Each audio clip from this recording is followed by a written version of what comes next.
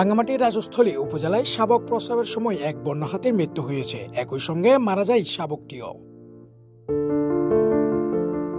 গতকাল 11 মার্চ বেলা 1:30টার দিকে রাঙ্গামাটির রাজস্থলী উপজেলার গাইন্দা ইউনিয়নের কাইটংপাড়া এলাকা থেকে মৃতদেহ দুটি উদ্ধার করেন বন বিভাগ। এ সময় গাইন্দা ইউনিয়ন পরিষদের চেয়ারম্যান পুচিমং মারমা জানান, সকালে বনের মধ্যে মৃত অবস্থায় মা হাতি ও শাবকটিকে পড়ে থাকতে দেখেন স্থানীয় কিছু লোকজন। পরবর্তীতে বিষয়টি বন বিভাগকে জানানো হলে বন বিভাগের কর্মীরা ঘটনাস্থলে গিয়ে হাতি ও হাতির শাবকটির মৃতদেহ উদ্ধার করে নিয়ে যায়। এদিকে রাঙ্গামাটি দক্ষিণ বিভাগের বিভাগীয় বন কর্মকর্তা মোহাম্মদ সাজ্জাদুজ্জামান বলেন, প্রসবকালে শাবকটির দেহের অর্ধেক আটকে পড়ে, যার ফলে মা হাতি ও শাবকের মৃত্যু হয়। অর্ণব মল্লিকের পাঠানো তথ্যচিত্রে আবাদুল হক, সিটিজি নিউজ, চট্টগ্রাম।